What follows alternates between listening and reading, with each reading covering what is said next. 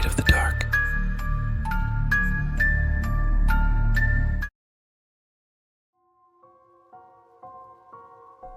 The icy January wind bites at my exposed feet. Just a few minutes ago, I couldn't feel them, but now each step sends a sharp pain shooting through my body, as if my bones are breaking with every stride. But none of that matters right now. The street I'm walking on is moving away from the center of our small town, and it's almost deserted. The people I do come across, of questionable appearance, pretend not to notice me and give me a wide berth. Somewhere behind me, the festive New Year's celebrations are dying down.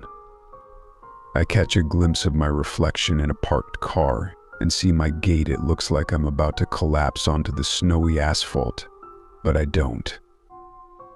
I keep moving forward, stubbing my bare toe on a protruding metal sewer grate.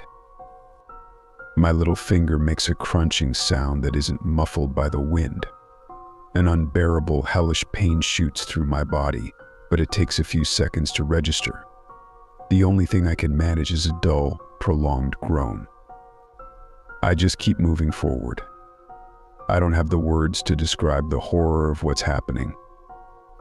My name is Andre, and I'm only 7 years old. This story began just a few hours ago. My dad is the best dad in the world. Even though I'm still very young, I can see and understand how much he and mom care for me and how much love and attention they give me. Today, as you might have guessed, is a special night. It's New Year's Eve. It's my favorite holiday. I look forward to it even more than my birthday. There's something magical about all the city decorations, the dressed up and garland-adorned trees, and the television programs. It was 11:45 p.m. in the courtyard of our apartment building, and solitary fireworks were already lighting up the sky.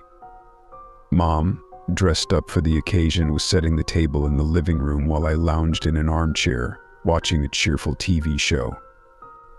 A red silhouette darted past me in the hallway, and Mom gave a mysterious smile. I knew it was Dad, putting on his Santa Claus costume, grabbing the red bag with my present, and donning a long, white beard. He was getting ready to sneak out of the apartment and into the stairwell without me noticing. He does this every year, and I always play along. It's a wonderful family tradition, and another reason why I love this holiday so much.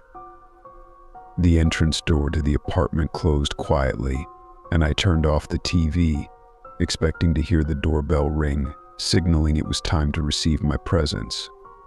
Mom continued to smile, frozen in anticipation. I kept my eyes fixed on the wall clock hanging directly above our festive tree. A minute passed, and then another.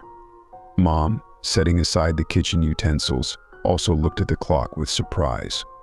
Finally, the handle of the front door creaked and dropped, but the bell never rang. I knew Santa had finally arrived. Overjoyed, I didn't pay attention to the silence and was about to jump out of the chair and run into the hallway. But after a few steps, I stopped. The light in the corridor had been switched off, and I looked at Mom, who had a puzzled expression on her face. I could see she was wondering what new trick Dad had come up with, and I knew everything was going according to his plan. But all I felt was apprehension and surprise. Oleg, Mom called out, and the only response was silence. She called again, this time with an edge of concern in her voice. Click, and the light came back on.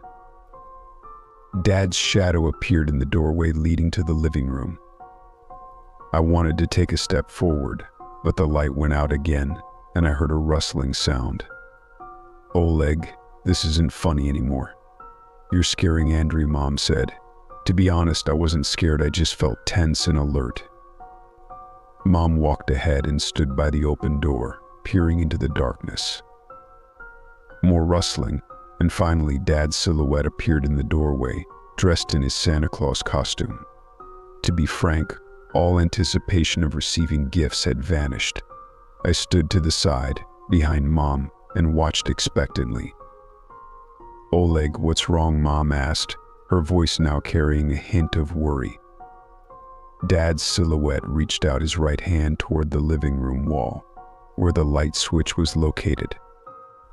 The only source of light in the room now came from the multicolored, twinkling garlands wrapped around the Christmas tree. Mom took a step forward, and I moved back, staying by her side in the dim light. That's when I finally saw Dad's face. There was no doubt it was him, but something was different. He was completely emotionless, and his gaze seemed to pass right through Mom, as if he were looking at nothing at all. There was only emptiness in his eyes, and I knew something was very wrong. I could sense it clearly, but somehow my child's mind had activated a protective mechanism and I felt calm. Perhaps that's why I didn't see the kitchen knife Dad was holding or how it flashed as it entered Mom's slender neck. All I heard was a dull crack, a gurgling attempt at a moan, and the thud of a falling body. I snapped back to reality as these sounds filled the room and then seemed to explode in the very center of it, where I stood. Dad looked away from Mom's body on the floor and turned towards me. I remained motionless, my eyes wide open, reflecting the impending, inevitable end. Or so I naively thought at the time. Mom, not yet fully unconscious, lying on the floor with a knife protruding from her neck and choking on her own blood, managed to reach out and grab Dad's pant leg. He looked down again, then bent over and extended both hands towards Mom's head. Along with a crunching sound, her body shook for a moment and then went limp, forever still. Cheers and clinking glasses could be heard from the neighbors as they celebrated the arrival of the new year, 2018. As I watched, transfixed, I noticed the pool of blood on the floor was about to reach my feet. I backed away, looking up at Dad, who was still seated. His head was at my eye level. The garland flashed with white light, and in that moment I saw something in Dad's dark, slightly curly hair. I don't know what it was, I had never seen anything like it before.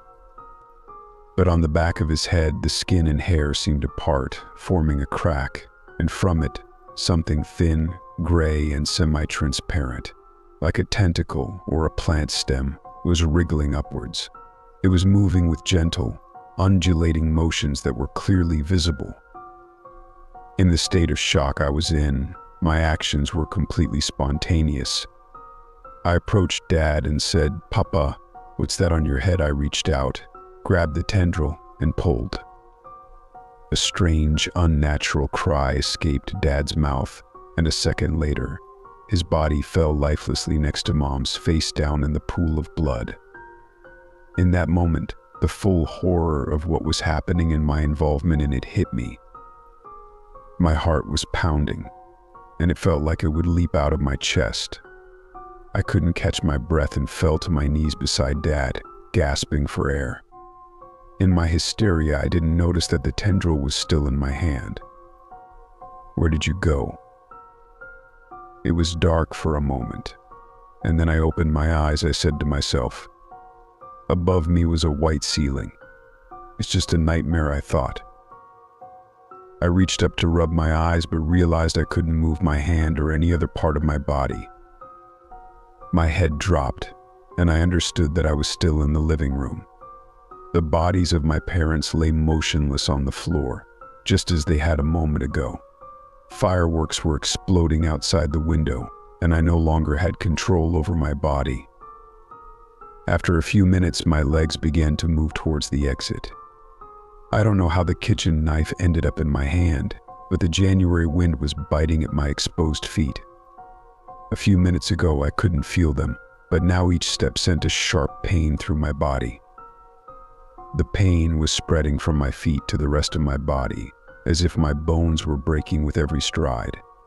However, the pain didn't matter, because something else was controlling my body. I was merely an observer.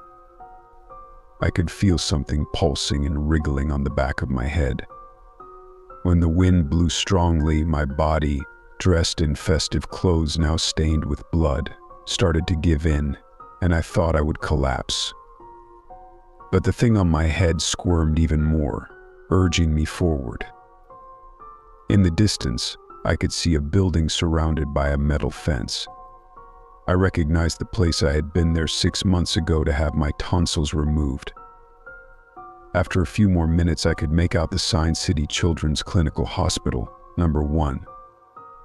I definitely remembered staying there overnight with other children and how I had wanted my parents to stay with me, but Mom had explained that it wasn't allowed. There were probably children there now, and I knew I could easily squeeze through the metal bars of the fence. The main entrance was less than 100 meters away.